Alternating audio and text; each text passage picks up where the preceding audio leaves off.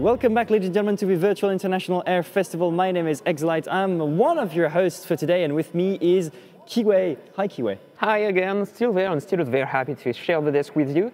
Not only with you, because we have two very important people on the desk. Those two gentlemen, Mr. Nick Gray and also Mr. Vadim. Hi, gentlemen, thank you very much for being with us today. It means a lot for us to be recognized this way and to manage to work with you today. And I'm pretty sure that people are very happy to see you for the first time at the Virtual International Air Festival 2023. Thanks for the invitation. It's a pleasure. So, we have a bit of a delay with the other sound. It's going to be fun. We are going to manage that. Do you guys still hear us into the chat? Yes, you are. People love your voice already. You are already a rising star. So thank you for being with us today. I think I know that you are living in Switzerland. That's why you managed to come here today to share a little moment with you and with us. So how do you feel seeing this simulator becoming this important for the people and managing to gather as many viewers as we have today? Yeah, I mean, I don't actually live full-time in Switzerland, but I do have a house here. And yeah, Switzerland is my second country. In fact, I'm Swiss citizen as well, and we've got many companies based in the region. And it's fabulous to see so many people joining your competition. Flying air shows is actually kind of my passion, and seeing so many very talented pilots fly so precisely. You know, it's much harder to fly in formation with a DCS aircraft than it is in the real aircraft, hey? They are so I'm always full of admiration. Thank you very much. That means a lot because we know that you love our show. You said that before. And we know that you love entertainment, specifically in DCS. I'm sorry for my English. It's far worse than yours and Exolite, but I'm going to try my best, as always. I think, Exolite, you had some question for Nick Gray. Do we have another lay for Nick Gray in Regis? Do we have another lay? No, we don't. Okay, that's no matter. That's no matter. So, Exolite, I know you wanted to ask some question to Nick Gray and to Vadim today. I mean, one question that a lot of people have asked me when I prepared this interview is, do you sometimes play DCS yourself? Yeah, sure. I don't do much combat, but I do just free flying and aerobatics. Just the movement, the perfection of the trajectories, and it brings me back to when I'm flying the real thing. So it's immersive enough for you as well, because, and we'll come back to that a little later, but you do have a lot of real-world experience with flying warbirds. Yeah, sure. I've had the privilege of flying Second World War fighters since, God knows, maybe 40 years, something like that. Not quite 40 years, but nearly. And it's a really great passion. I've flown, obviously, some modern fighters, such as the Sukhoi 27, MiG-29, things like that. I've flown also one of these guys. Ooh. And yeah, it's brilliant. This flies just like a Sea Fury, by the way.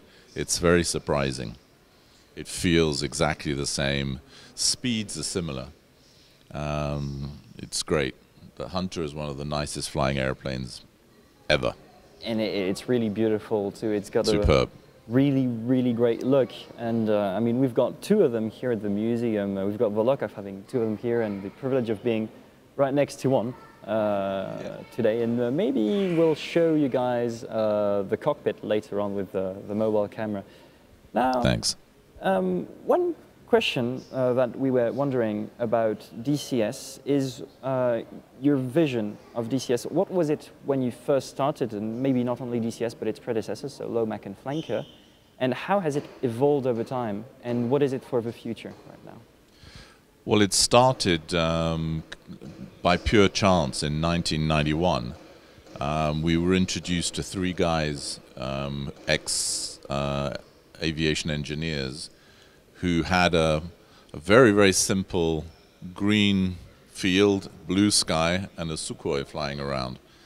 And I remember the first time sitting in the cockpit, which was super primitive, and feeling that this was different because it had such great trajectories, and it felt like a real airplane. It didn't fly like, I shouldn't say this, but Microsoft or anything like that.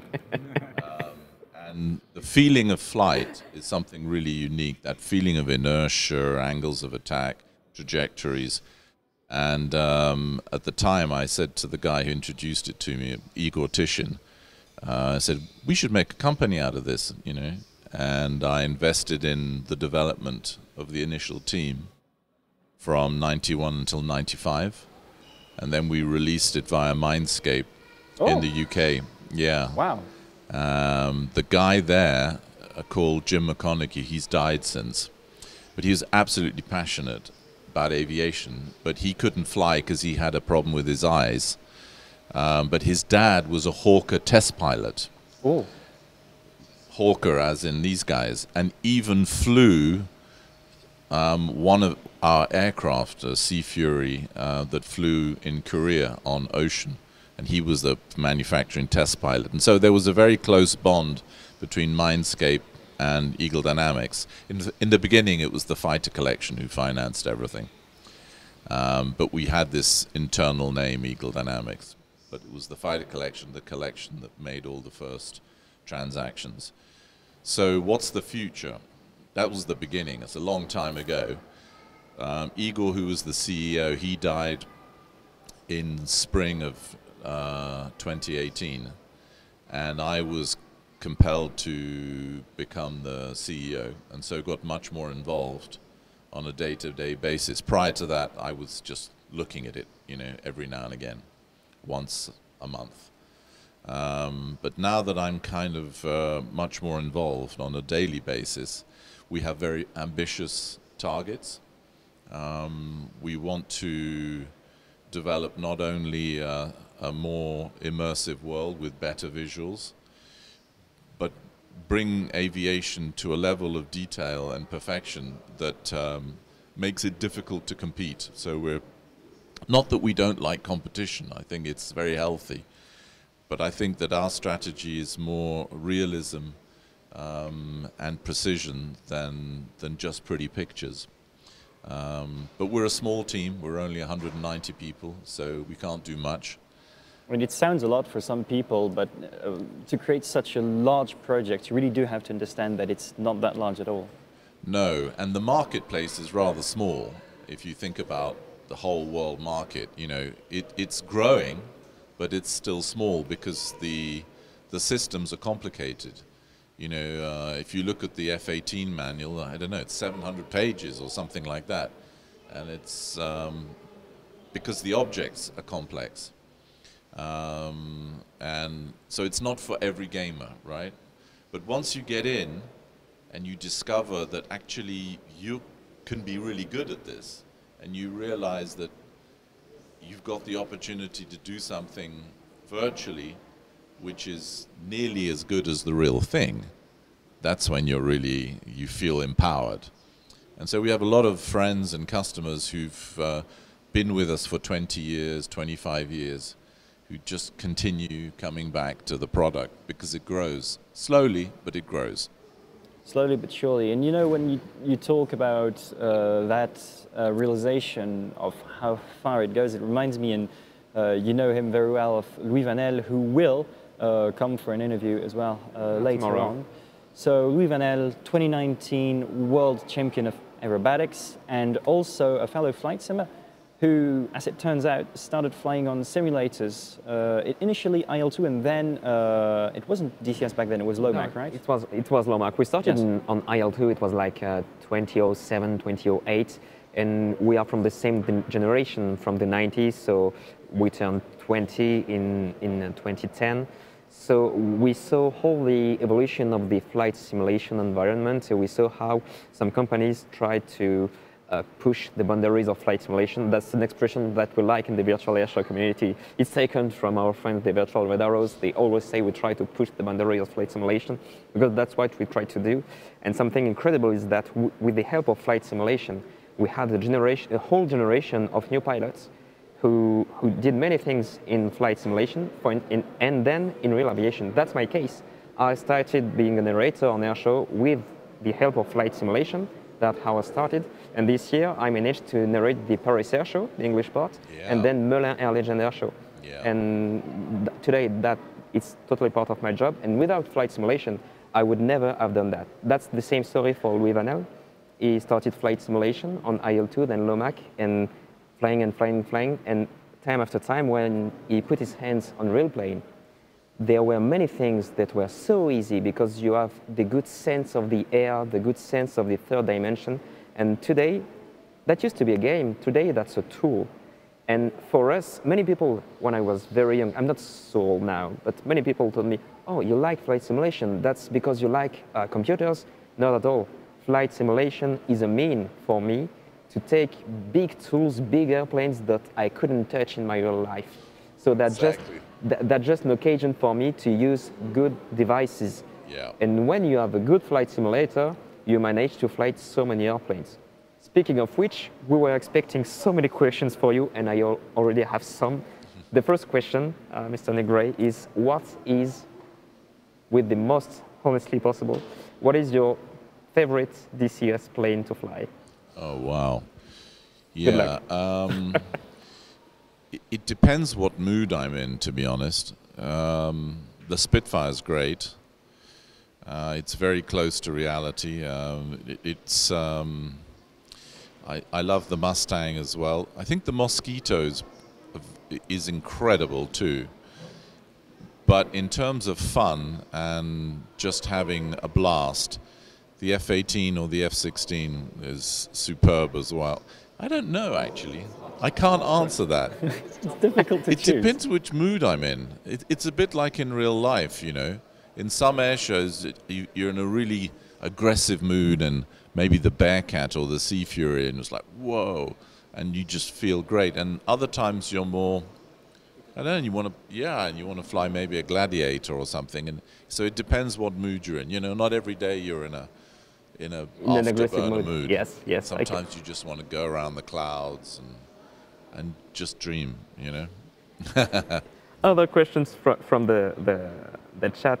That was about, of course, we are expecting that questions. I don't know if it's trolling or not, but you can answer if you want or not.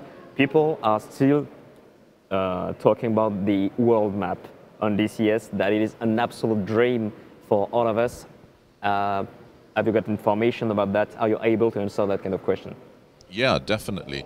So we started working on spherical Earth about 3 years ago with a very small R&D team led by a brilliant programmer called George, and he's based in the Southern Caucasus. He's great. And now we've got a 4-man team working on all the technology, because it's important. If you're doing a spherical Earth, lots of things change, notably the physics as well, because some of the ballistics change as well. But the biggest issue is finding a way inexpensively to create something which feels realistic and which looks good without having to do too much manual work, right?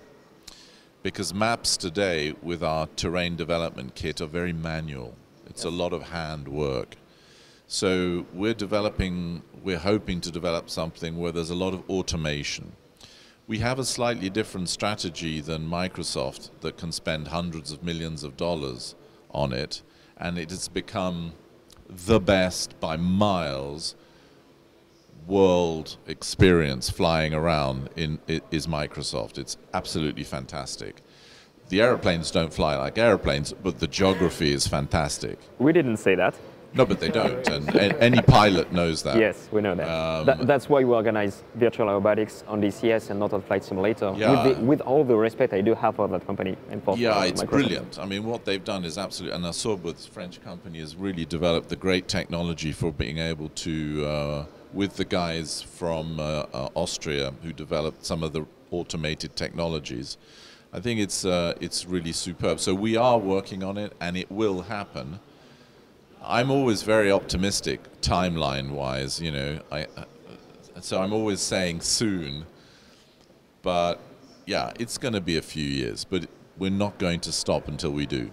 And it's not only for the entertainment market, but it's also for the professional market. Yes, for people to understand, creating the worldwide map is not just adding maps and maps and maps to create. You have to create everything back from scratch with a brand new approach on the creation process. That's why it's very difficult to conceive and to think before launching it. Another question about the map, and that question also as all the questions, you can feel free to answer or not, if you can or not, about the next coming map for DCS.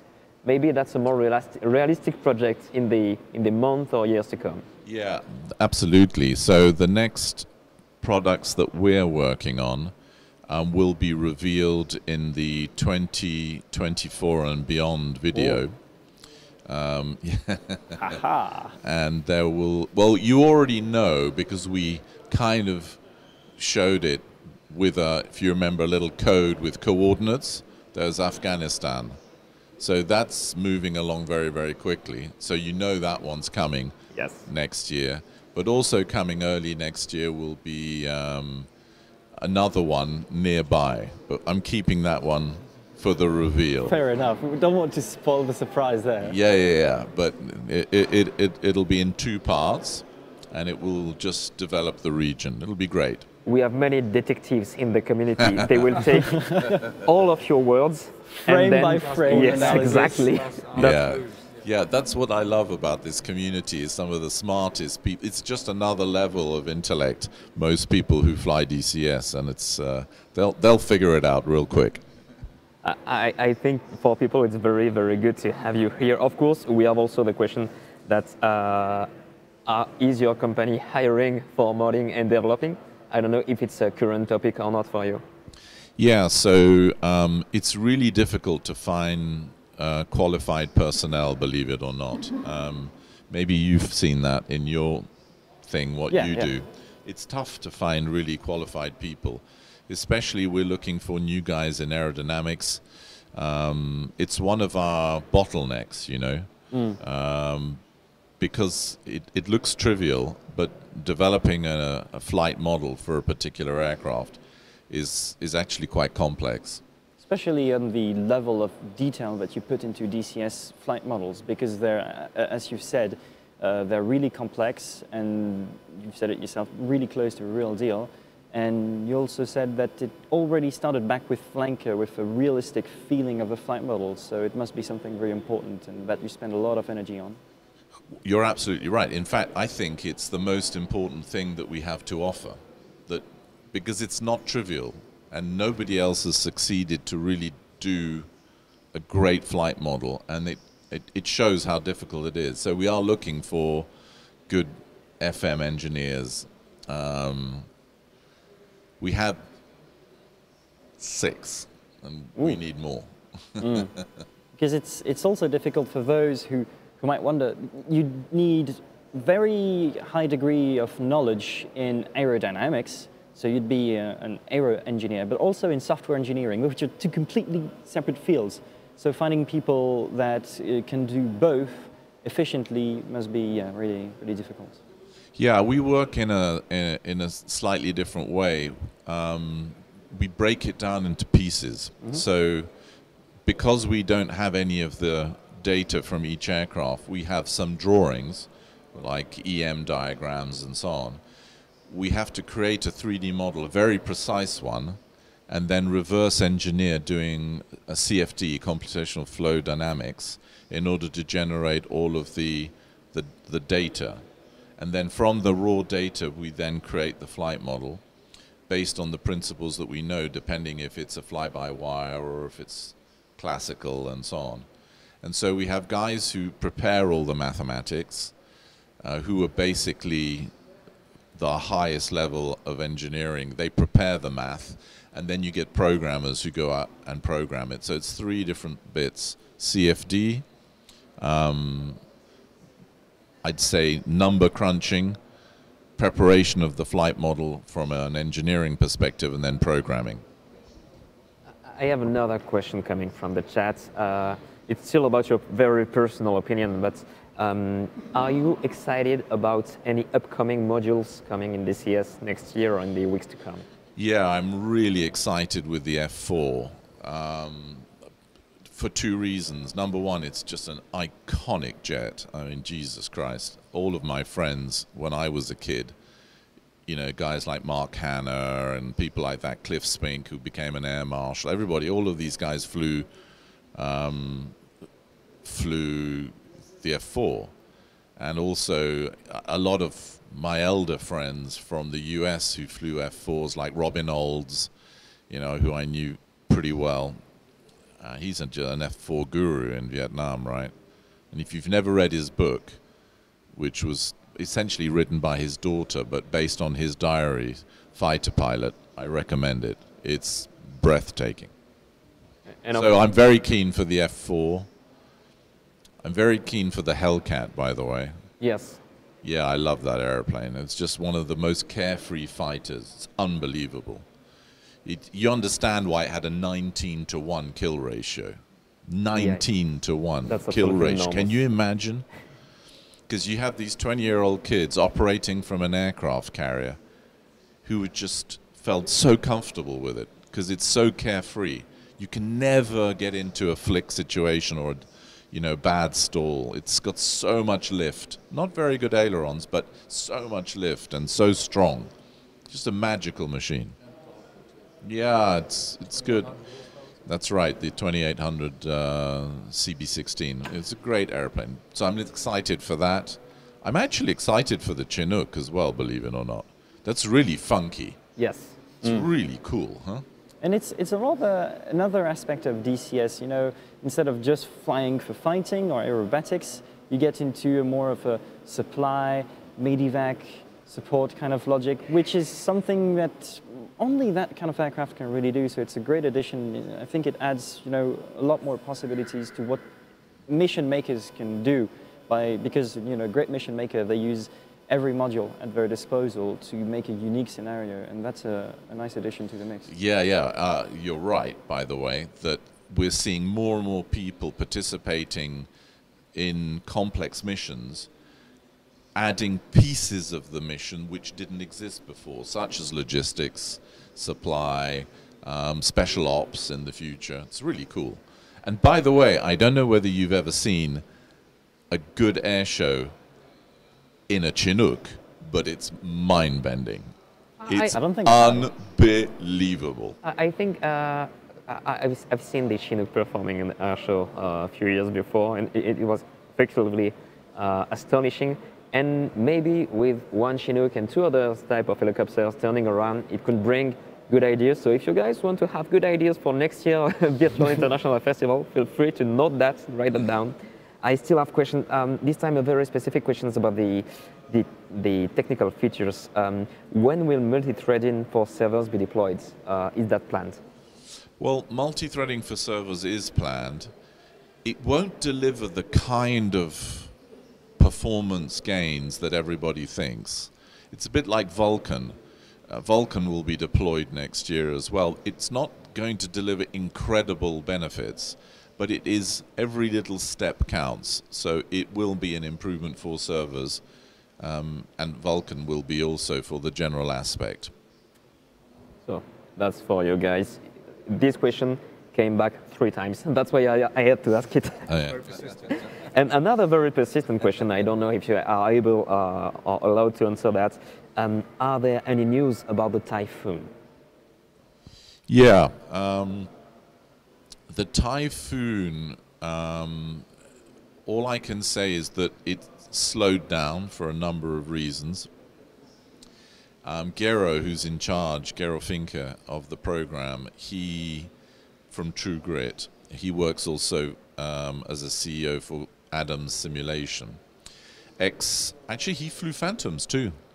And yeah, exactly. Who didn't? Yeah. Anybody who's anybody flies Phantom, right? And he's and so we're working with him to try and accelerate the program.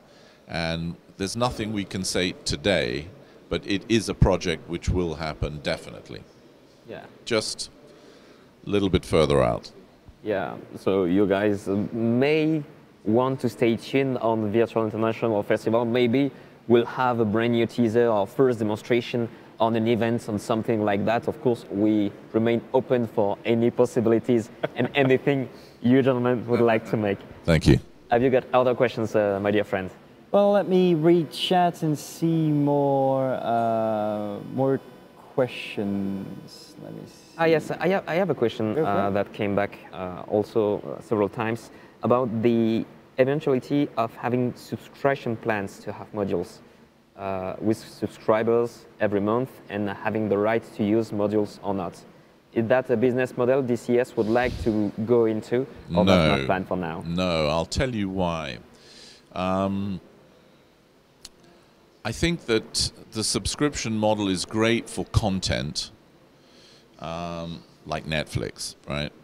And it's great for a content-based business. Yes. If you have something which is more object-based business, which is ours, you know, you buy an aircraft, owning it is, it's mentally slightly different. It's yours, and our commitment is that we'll continue improving if we can. It's more engaging. Yeah, and I think that people understand that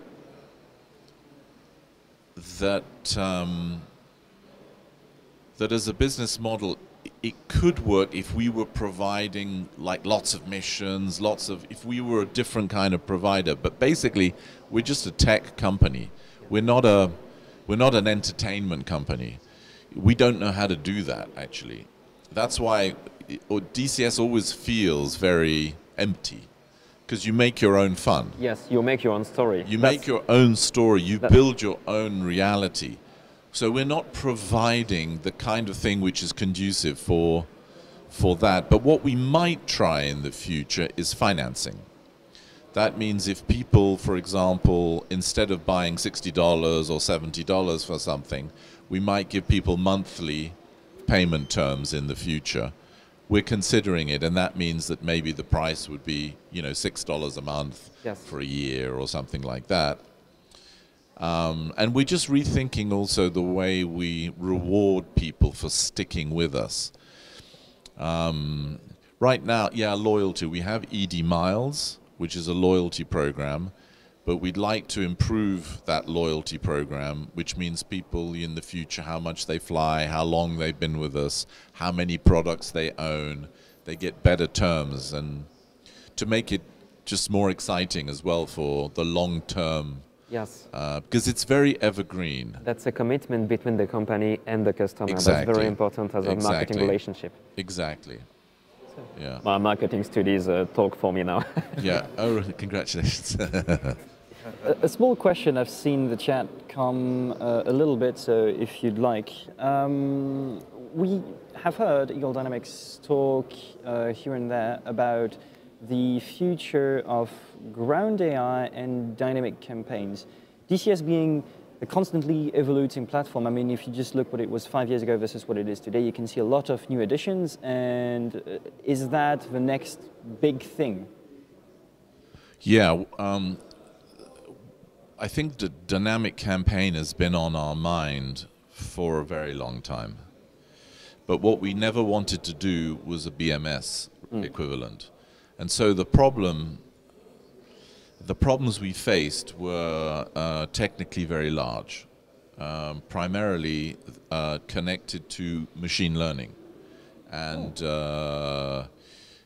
being able to use AI as a means or to an end, you know. And I think AI's come a long way in the last year or two, and it's helped us accelerate a bit. We have 4 people working on that, not many, but very good quality, very serious people, and we have very big ambitions technically for the dynamic campaign, maybe too high. Many people say no, it should be much simpler and just get it out quickly, but we haven't gone down that route, which is maybe a mistake. We'll see. I don't know. I guess we'll see in a few years whenever it arrives, because you do need to give it time. But I don't think it's the first time that I've heard of how hard it is for you guys to develop such a technology. And I think because, you know, some of the people in there are a little bit in the dark, not knowing how hard it could be. And you're not doing a BMS clone of Dynamic Campaign, but the guys back then on Falcon 4, so years before BMS came out, said that it was so complicated for them that if they had to do it again, they were not sure they would do it. It was immensely successful, but it's so hard. And yet, I think, in my opinion, it will add so much to the simulator. You said, QA, that it allows you to make your own stories, and having a framework around that, which will help you generate not only more stories, but more context around them, would be a huge step towards next generation immersion. No, I couldn't agree more. I mean, today, the fun of DCS is essentially getting good at doing something, but it's definitely not, you're not being fed the entertainment. You have to really go and make it yourself. So it's air-to-air combat, air-to-ground, understanding systems, it's learning procedures, getting good at really being precise, and so on. In a dynamic campaign, you become part of a story. You're part of something which is evolving, which has context not only today while I fly, but maybe in 2 days when I come back, you know? And being able to offer that is an important step for us, and one that we're not going to walk away from. It's just much more complex than we thought it would be. I have a very personal question that I was wondering. If you had to perform a display on DCS, what would it be? Would it be an aerobatic display with only one aircraft? Would it be creating a brand new team which doesn't exist? Because we have 2 types of team during that kind of event. We have the team that reproduce as good as possible the real team, and other teams that are just exploiting the best capabilities of the simulator. What would you do? Jesus Christ. Yeah, I know. These are serious I'm kind of a weight ball questions. sometimes. No, but it's good. I don't know. I mean, the kind of air shows that I've done in my life, and I've done thousands, you know, you've got 8 minutes to do something which looks good, professional, that looks good not only to your friends and family, but most importantly, that shows the aeroplane well. That means which gives the customer on the ground a feeling, he'll understand the beauty and excellence of the machine and the pilot. And so that's always been my principle, and giving the aeroplane the spurs, les éperons, but without doing anything which will kill you. Because I've lost, I don't know, 37 friends in fighters over the years. That's a lot. At air shows and not in air shows. And most of the mistakes that you make are when you're trying to do something which is maybe just a little bit too much. Yes. Either for yourself or for the aircraft. Now, when it comes to DCS, the wonderful thing is, it's okay to crash. Yes. It's part of the game. I think it's part of the thing. It's part of the entertainment for the people also. Yeah, and that's right. And Obviously, the kind of flying that's done in DCS is actually very hard, way more difficult because of the spatial and proximity issues and so on, and the throttle and stick are never quite right. The movement on the stick's tiny. Movement on throttle is never really linear as it should be. The pedals are crap most of the time, so the interface with the aircraft's never great. So what would I love to see? I'd love to see a better throttle and stick and and I'd like to be able to do better formation work, a bit like some of these guys do. Personally, what I'd like to see in general, to answer your direct question for the future, it's just keep on doing what you do. Yeah. I mean, some of the stuff, I look at it always and I'm completely blown away. You have no idea, because I know how difficult it is. And these guys are just amazing. So I don't know if it answers a little bit. Yeah, it answers the question. I don't really know how to say it perfectly. My personal question, your personal answer. I think it fits totally. I think we will shortly run out of time because we've got some demos. Before that, maybe a few minutes. Quick question: as someone with, as we said, a lot of real-world flying experience, a lot of airshow experience, do you think that helps as in your role of Eagle Dynamics CEO? Well, I'm very demanding on things that are important for me when it comes to the feeling of flight. Does it help? For sure. I mean, understanding what to look for helps enormously. It makes things much simpler. But also, I don't take it as a job. You know, the work we do is just fun. It's wonderful. So that's probably the biggest benefit, is because aviation's a passion first and a job second. I think that's the main benefit. So yeah, probably. You ask my employees, they'll tell you. But they're more like friends. I've known some of them for 20, 25 years.